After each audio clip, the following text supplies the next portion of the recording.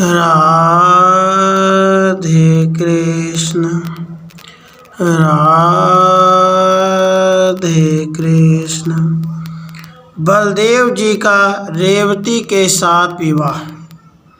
नारद जी कहते हैं, राजन, इस प्रकार मैंने तुमसे भगवान के द्वारिका में निवास का कारण बताया।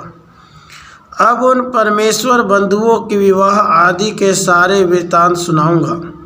हे मिथिलेश्वर, तुम सबसे पहले बलदेव के विवाह जी का वृत्तांत सुनो, जो समस्त पापों को हर लेने वाला तथा आयु की वृद्धि करने वाला उत्तम साधन है। सूर्यवंश में महामना राजा आर्नत हुए, जिनके नाम से भयंकर गर्जना करने वाले समुद्र के तट पर आनर्त देश बसा हुआ था। राजा आनर्त के एक रेवत नाम का पुत्र हुआ, जो गुणों की खान तथा चक्रवर्ती राजा के लक्षणों से संपन्न था। उसने कुशस्थली पुरी का निर्माण करके वहीं रहकर राज्य शासन किया। रेवत के 100 पुत्र थे और रेवती नाम वाली एक कन्या। वह सर्वोत्तम चिरंजीवी तथा सुंदर वर पाने की इच्छा रखती थी। एक दिन स्वर्ण रत्न विभूषित रथ पर आरूढ़ हो अपनी पुत्री को भी उसी पर बिठाकर राजा रेवत भूमंडल की परिक्रमा करने लगे। इस यात्रा का उद्देश्य था पुत्री के लिए योग्य वर की खोज।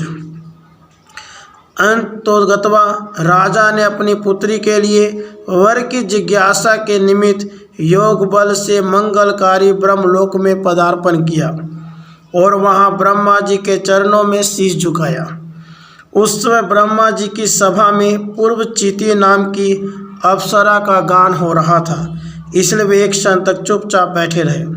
उसके बाद ब्रह्मा जी को एक चित हुआ जानकर उनसे अपना अभिप्राय निवेदित किया।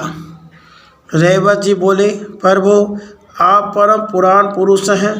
आपसे इस विश्वरूपी वृक्ष का अंकुर उत्पन्न हुआ है।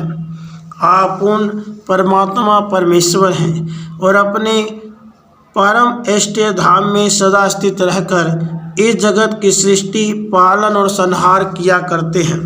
हे देव, वेद आपका मुख है, धर्म हृदय है, अधर्म पृष्ठभाग है, मनु बुद्धि है, देवता अंग है, असुर पैर है और सारा संसार आपका शरीर है। आप संपूर्ण विश्व को अपने हाथ पर रखे हुए आंवले की भांति प्रत्यक्ष देखते हैं और जैसे सारथी रथ को अभिष्ट मार्ग में ले जाता है, उसी प्रकार आप संसार रूपी रथ को तीनों गुणों अथवा त्रिगुणात्मक विषयों की ओर ले जाने में समर्थ हैं। आप एकमात्र अद्वितीय हैं तथा जैसे मकड़ी अपने स्वरूप से ही एक जाला उत्पन्न करती और फिर उसे ग्रस लेती हैं, उसी प्रकार आप जगत रूपी एक जाल बुन रहे हैं और समय आने पर फिर उसे अपने आप में विलीन कर लेंगे। महेंद्र का निवास स्थान स्वर्गलोक आपके वश में है। फिर सार्वभौम राज्य और योग सिद्धि आपके अधीन हो, इसके लिए तो कहना ही क्या है। आप सदा पारमेष्ठिय पद ब्रह्म धाम में स्थित है। ऐसे अनंत गुणशाली आप भूमा महान एवं सर्वव्यापी पुरुष को नमस्कार है। विदे, आप स्वयंभू स्वयं प्रकट हुए हैं। तीनों लोकों के पितामह, पिता के भी पिता हैं। अपने इसी प्रभाव का आपको सूर्य ज्येष्ठ कहा जाता है। आप सर्वदर्शी हैं, अतः मेरी इस पुत्री के लिए आप शीघ्र ही मुझे कोई दिव्य सर्वगुण संपन्न तथा चिरंजीवी वर बताइए। नारद जी कहते हैं, मैथिल, यह सुनकर सर्वदर्शी भगवान स्वयंभू ब्रह्मा ने राजा रेवत से हंसते हुए से कहा। ब्रह्मा जी बोले, राजन, इस सन तक पृथ्वी पर महाबली काल बड़े तेजी के साथ बीत चुका है। 27 चतुर्युगियाँ समाप्त हो चुकी हैं। मर्त्य लोक में तुम्हारे पुत्र पौत्र, उनके भाई बंधु नहीं रह गए हैं। उनके पुत्रों के भी पोते नातियों के गोत्र तक अब नहीं सुनाई देते हैं।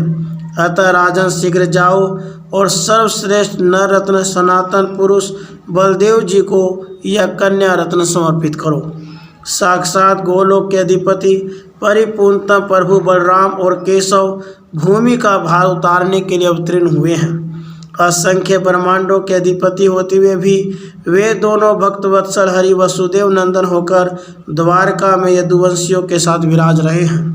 नारद जी कहते हैं, राजन, इस प्रकार सुनकर नृपश्रेष्ठ रेवत ब्रह्मा जी को नमस्कार करके पुनः समृद्धिशालिनी द्वारकापुरी में आए। बलदेव जी से कन्या का विवाह करके दहेज में विश्वकर्मा का बनाया हुआ एक दिव्य रथ प्रदान किया जो 1 योजन विस्तृत था। उस रथ में 1,000 अश्व जुते हुए थे। मिथिलेश्वर, ब्रह्मा जी के दिए हुए दिव्य अस्त्र और वस्त्र तथा रत्न देकर राजा रेवत मंगलमय बद्रिका आश्रम तीर्थ में तपस्या करने के लिए चले गए। उस समय यदुपुरी के घर घर में महान उत्सव मनाया गया। उसके बाद भगवान शंकरसन रानी रेवती के साथ बड़ी शोभा पाने लगे। जो मनुष्य बलदेव जी के विवाह की इस कथा को सुनेगा वह सब पापों से मुक्त हो परम सिद्धि को प्राप्त होगा। इस प्रकार श्री कृष्ण संहिता में द्वारका खंड के अंतर्गत नारद बहुलास संवाद में बलदेव विवाह उत्सव नामक 3रा अध्याय पूरा हुआ। राधे कृष्ण, राधे कृष्ण।